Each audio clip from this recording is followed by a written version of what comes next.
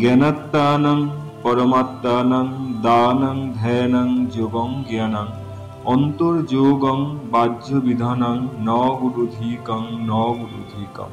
অর্থাৎ আত্মা পরমাত্মার জ্ঞান, দান, ধ্যান, যোগ তত্ত্ব, অন্তর্যোগ, বাহ্য বিধিবিধান এসব কোনোটিই গুরু অপেক্ষা অধিক কিছু নয়। কারণ গুরু কৃপা ব্যতীত কোনো কিছু রহস্যভেদ হয় না, পরম সার্থকতাও লাভ করে না।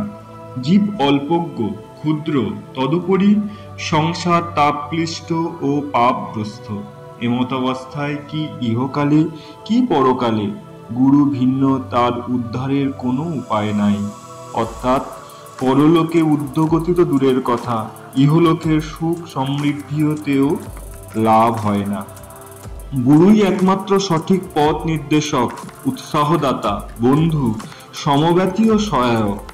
গুরু জ্ঞানময় করুণা ঘনমূর্তি, তা হতে সততই তত্ত্বজ্ঞান ও প্রেম ভক্তিরূপ মন্দাকিনী ধারা নিঃসৃত হয়ে সংসার কালিমালিপ্ত জীবকে বিধৌত করে এই ত্রিতাপ জ্বালাময় ভাবাগ্নি হতে উদ্ধার করে পরম শ্রেয় পদে উন্নতি করে দেয়। কে না একমাত্র গুরু কৃপা।